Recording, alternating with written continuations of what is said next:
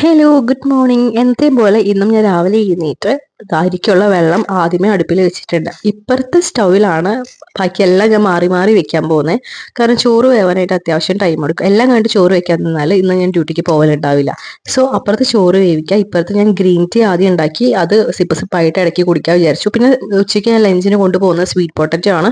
അത് just salt ഇട്ട് വേവിക്കാൻ വെച്ചിട്ടുണ്ട്. പിന്നെ അപ്പോഴേക്കും വെള്ളം തിളച്ച് വന്നപ്പോൾ ഞാൻ അരിയിട്ട് കൊടുത്തു.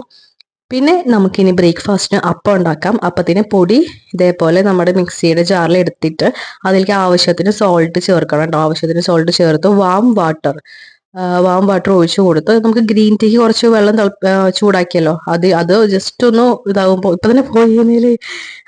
അങ്ങനെ ആ ചൂടുവെള്ളമാണ് കേട്ടോ ഞാൻ അതിലേക്ക് ഒഴിച്ചു കൊടുത്തേക്കുന്നത്. അപ്പൊ ആവശ്യത്തിന് ചൂടുവെള്ളം ഒഴിച്ച് ഇതേപോലെ മിക്സ് ചെയ്തില്ലെങ്കിലേ അത് മിക്സിയിലിട്ട് അടിച്ചാൽ സ്മൂത്തായി വരില്ല. ഇതാവുമ്പോൾ ഇനി മിക്സിയിലിട്ട് മിക്സ് ചെയ്ത് വരുമ്പോൾ നല്ല സ്മൂത്ത് ആയിട്ട് വരും.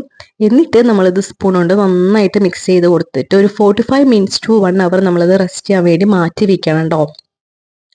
ഇനി അതവിടെ റെഡി ആവട്ടെ. അപ്പോഴേക്കും എനിക്ക് കുറച്ച് പാത്രങ്ങൾ തലേ ദിവസത്തെ കഴുകാനുണ്ടായിരുന്നു. ഞാൻ എന്നും കഴുകിയിട്ട് വൃത്തിയാക്കിയിട്ടാണ് കിടക്കാറ്. പക്ഷേ തലേ ദിവസം നമ്മൾ പുറത്ത് പോയത് കൊണ്ട് കുറച്ച് 2-3 പാത്രങ്ങൾ മാത്രമേ ഉള്ളൂ കേട്ടോ കഴുകാനുണ്ടായിരുന്നു. പിന്നെ അതൊക്കെ കഴുകി വെച്ചു, ഒന്ന് സിങ്കൊക്കെ ഒന്ന് വൃത്തിയാക്കി വെച്ചു. അപ്പോഴേക്കും സ്വീറ്റ് പൊട്ടറ്റോ വെന്ത് വന്നപ്പോൾ നമുക്ക് മുതിരയാണ് ലഞ്ചിന് രാഹുലേട്ടന് ഞാൻ പ്രിപ്പയർ ചെയ്യുന്നത് കേട്ടോ. എനിക്ക് സ്വീറ്റ് പൊട്ടറ്റോ, രാഹുലേട്ടന് ചോറും മുതിരപ്പേരിയും പ്രിപ്പയർ ചെയ്യുന്നത്. അപ്പോൾ മുതിരയിൽ സോൾട്ടും മഞ്ഞപ്പൊടി ഇട്ടിട്ട് അത് വേവിക്കാൻ വേണ്ടി വെച്ചു. പിന്നെ നാളികേരം ചിരകാണ് കേട്ടോ ചട്നിക്ക് വേണ്ടിയിട്ട്. അപ്പോൾ ഇങ്ങനെ ഓരോന്ന് കണ്ടിന്യൂസ് ആയിട്ട് ചെയ്യണമെങ്കിൽ നമ്മൾ ആദ്യമേ പ്ലാൻ ചെയ്യണം, അല്ലെങ്കിൽ നമ്മൾ ആ ഒരു ഫ്ലോ അങ്ങോട്ട് നഷ്ടമാവും. ഇതപ്പോൾ പ്രയോറിറ്റി അനുസരിച്ചാണ് എല്ലാം ഞാൻ വെക്കുന്നത്.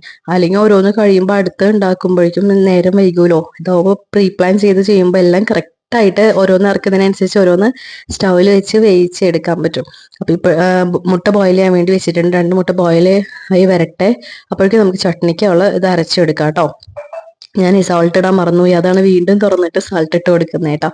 അപ്പോൾ ചട്നിക്കുള്ളത് അരപ്പ് റെഡി ആയിട്ടുണ്ട്. ഇനി അതിലേക്ക് കടുകും മുളകൊക്കെ ജസ്റ്റ് എണ്ണയിൽ കാച്ചിട്ടിട്ടുണ്ട് കേട്ടോ. പിന്നെ അപ്പോഴേക്കും നമ്മുടെ മുതിര വെന്ത് വന്നിട്ടുണ്ട് കേട്ടോ. പിന്നെ ഞാൻ അപ്പോഴേക്കും മുതിര വെന്ത് വന്നപ്പോൾ പാല് തിളപ്പിക്കാൻ വേണ്ടി വെച്ചിട്ടുണ്ട്. ഇനി മുതിരയിലോട്ട് കുറച്ച് മുളക് പൊടിയും ചെറുള്ളിയൊക്കെ ഇട്ട് മൂപ്പിച്ചിട്ട് കൊടുത്തിട്ട് മുതിര സെറ്റ് ചെയ്തു. ഇനി മുതിരയ്ക്ക് ഒന്നും ചെയ്യാനില്ല. പാല് ഞാൻ ലാസ്റ്റ് തിളപ്പിക്കാൻ കാരണം അല്ലെങ്കിൽ ഈ ചായ ചൂടാറിപ്പോവും. അപ്പൊ ഞാൻ വീണ്ടും ചൂടാക്കാൻ നിൽക്കണം. ഇതാവുമ്പോൾ അവിടെ ഇരുന്നോളൂ അടച്ചു വെച്ചാൽ.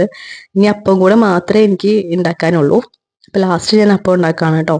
അപ്പൊ ഇത്രയും പണികൾ കഴിഞ്ഞു തീർത്ത് വെച്ചിട്ടുണ്ട്. ഇപ്പോൾ ഒരു സമാധാനമുണ്ട്. ഉച്ചയ്ക്ക് ഞാൻ ലഞ്ചിന് സ്വീറ്റ് പൊട്ടറ്റോ ആണ് കേട്ടോ കൊണ്ടുപോകുന്നത്. അപ്പൊ അതും റെഡി. അപ്പൊ ഇത്രയുള്ളൂ. ടാറ്റാ.